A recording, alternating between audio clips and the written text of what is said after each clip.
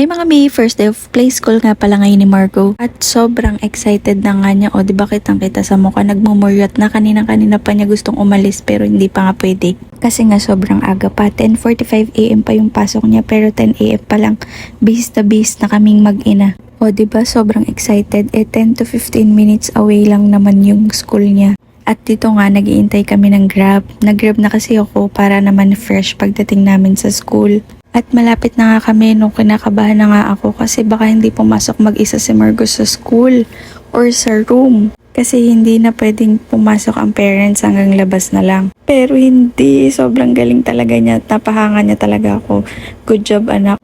At nung nasa loob na nga siya, ako ang naiiyak, hindi siya. At habang bino-voice over ko nga to, grabe parang naiiyak pa rin ako.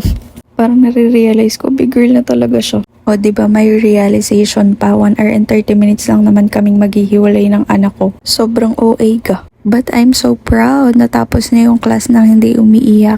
Kamuntik-muntikanan nga lang. Dahil nakikita niya na pala ako sa labas, hindi ko alam at tinuturo niya ako kay teacher.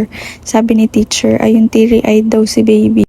Paglabas nga ay may luha pa. Pero at least muntik lang, hindi talaga siya umiyak. Ay nagbabay pa nga sa mga teacher. One of the reason why kung bakit pinasok ko siya talaga sa play school. Kasi gusto ko siyang matutong makisalamuha sa ibang bata. Para mas ma-develop yung social skills niya. So hanggang dito na lang. Yan lang mga may. Bye!